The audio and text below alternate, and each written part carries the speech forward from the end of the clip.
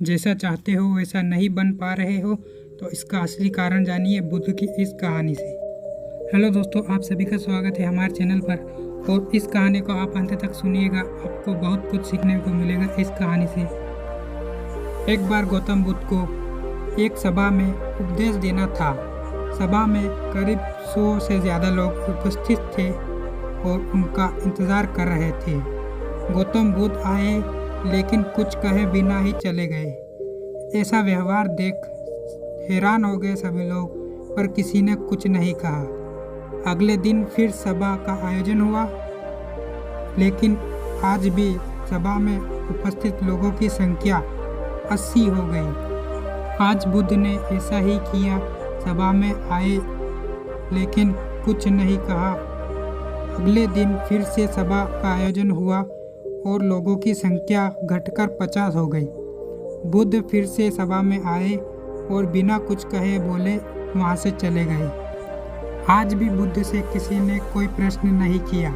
अगले दिन फिर सभा का आयोजन हुआ और इस बार लोगों की संख्या घटकर केवल 30 ही रह गई थी। आज भी बुद्ध बिना कुछ बोले मुस्कुरा कर चले गए। आप कहानी को सुनते समय इरिटेट हो गए होंगे और सोच रहे होंगे कि आखिर बुद्ध को कुछ बोलना ही नहीं था तो बार बार सभा का आयोजन क्यों करते होंगे। ठीक इसी तरह सामने मौजूद लोगों को भी गुस्सा आ रहा था, लेकिन इसका जवाब जानने के लिए आपको धैर्य बनाए रखना होगा।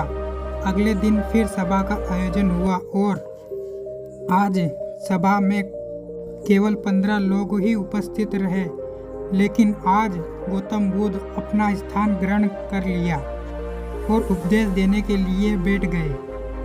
बुद्ध ने जिन लोगों को उपदेश दिया वे 15 लोग भिक्षुक बन गए और इन लोगों ने बुद्ध के ज्ञान को अलग अलग दिशा में फैला दिया।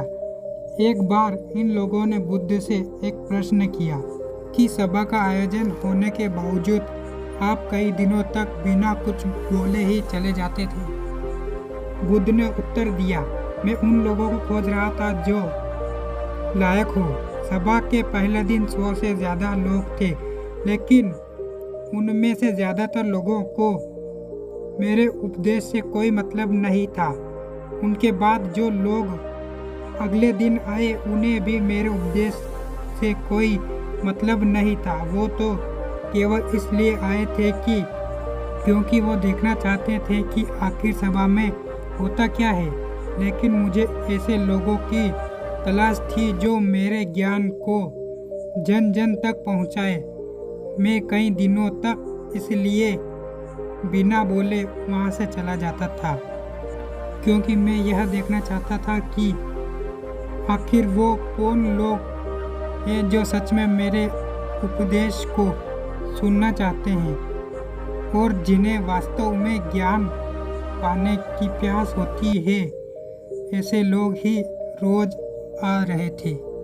गौतम बुद्ध कहते हैं कि जिनके भीतर धैर्य था उन्हें मुक्ति का मार्ग मिल गया, और जो लोग जल्दबाजी में थे वो आज भी घर बैठे हैं।